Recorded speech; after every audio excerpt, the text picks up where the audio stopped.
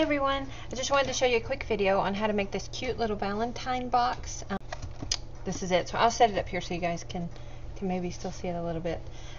First of all, I took a piece of 8.5 by 11 basic black cardstock and I cut it down to 4 inches by 11 inches, and then I scored it at 5 and 6. And then I ran this through my Big Shot, and I wanted to show you how to do that because I know a lot of people wonder, how to layer it. So I took our perfect polka dots impression folder here from the Occasions Mini Catalog. I love this. I put it in and sandwiched it. I know it's not big enough for the whole box, but I don't need the bottom to be textured. So I'm just going to lay that in. I would open up my platform with both tabs open. Then I'm going to take and make a sandwich with these two plates, and then I'd run it through the Big Shot. I would take this piece out and I would put it in there again, and then put my sandwich back and then run it through again. Okay, just to save time and to not drag my Big Shot over here, I'm going to show you how to put this together without the texture. But you can notice the texture. Can you see that? Nice texture on there. It's just adds so much to a box. I love the Big Shot, and to a card adds a lot to that too. Okay, so here's the outside of our box. You'll also notice that I used my oval punch and just punched a hole in the top of it, and that's where our ribbon goes through. Now for the inside of our box, I filmed this video once. This is stuck together with sticky strip, so I can't get it apart without tearing it up. So this piece I cut off of the other half of that 8.5 by 11 piece. I cut it down to 3.5 inches tall. This way, we'll use this one as an example. Cut it down to 3.5 inches tall and 8 3/4 of an inch long. And then I put it through and I scored it. And that's what you can see, these markings here. I scored it at 1/4 of an inch, then I scored it at 3.5 inches, 4.5 inches, and 7 3/4 of an inch. And then I turned it the other direction, which would be this way, and I scored it at 1 inch. Now, what I did also was I took my scissors and I cut up to that, you could use your paper cutter too, cut up to that score line all the way down. Then I put some sticky strip on that little 1/4 of an inch piece and just put my box together. Okay, that's where we're at now. Okay, then I took the flaps on the bottom where I cut it up, just fold those in, put some more sticky strip along the top, and then close it up. And there's your box. Okay, now this piece is going to go inside. Put a piece of sticky strip here. You can put it on the sides too if you want to, which is what I did. But then after I did, I noticed it really doesn't make a difference if the sticky strip is on the front and back or not. Okay, just sandwich that in between, and there's how you create your box. Now wouldn't that be cute with some chocolates or something inside of it? Okay, and you can make this any size you want.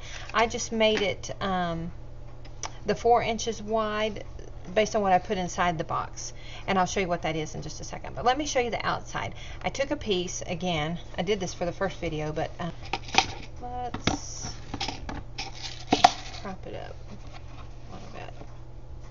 I inked it up with my Versamark pad because this is what I like to do when I'm going to do put your embossing powder on. Again, I used white, heat it up and melt it, and then I cut it out. That's how I created this heart. Then I took, and I will show you this part, I took a piece of just scrap white and some basic black ink. Just ink that up. This is the little Happy Valentine's Day and the heart. I guess I should show you that. This is called a Happy Heart, the stamp set is, and the heart and the greeting both come from this box. Okay?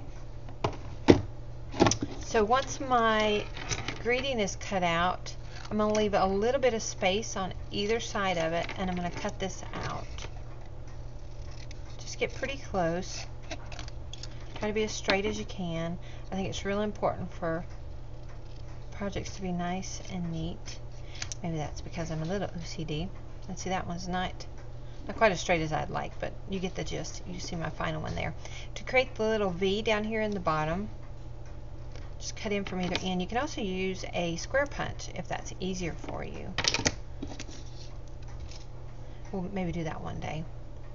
Now, I left this little gap over here because I wanted to put that on my heart, and what I did was I punched the hole in the middle of the O for, see, the L-O-V-E, and then I just adhered my little pennant banner, whatever you want to call it, just to hold it in place. Then I punched a hole, and I put a silver 5/16 inch brad in there. I love the combination of red, black, and silver, along with the white.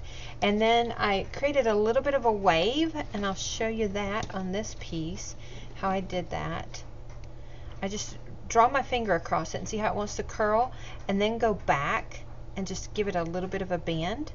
And if you want, you can put the adhesive behind that. I'd probably put dimensionals on this, because I did put dimensionals on the heart. Not sure if you can see.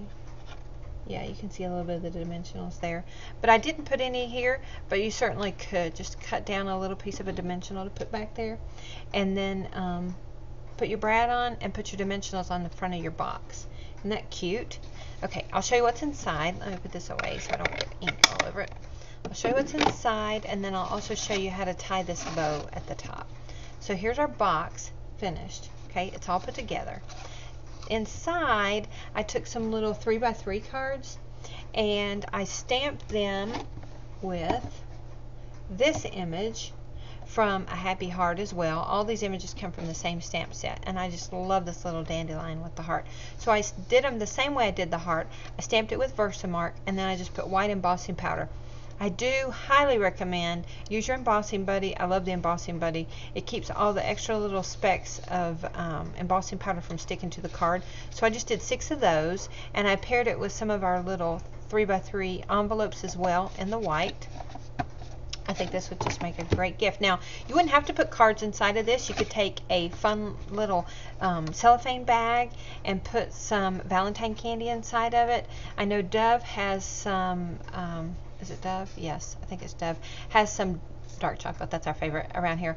Valentine hearts that are red and silver, which would look really great with the combination we have going on here.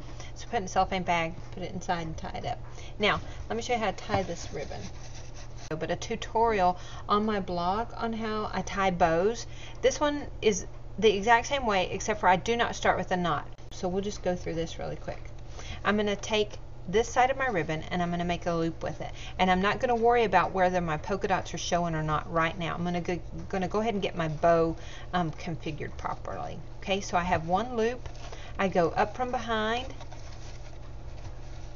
and then I give it a little bit of a tug. And if this were one-sided, then this would be even easier. But since it's not, try to hold this so you can see it. Leave it loose. Go in and flip your ribbon over. Okay, just like that. See, our polka dots are showing now on both sides. So give it a little bit of a tug. Pull it back through, and this is how I do these ribbons that are printed on one side when I only want the printed side, or you can flip it over and do the solid side as well. Just keep playing with it until you get it the way you like it. At least that's what I do. Huh. Okay, so there you go. A cute little Valentine box. We can trim the tail off of this side. It's a little bit long. Okay, and there you have it. Can you see? Hope you like. Here's the finished product with the cards inside. I just think this would be so fun to give as a gift. I hope you enjoy, and if you do, leave me a comment and let me know.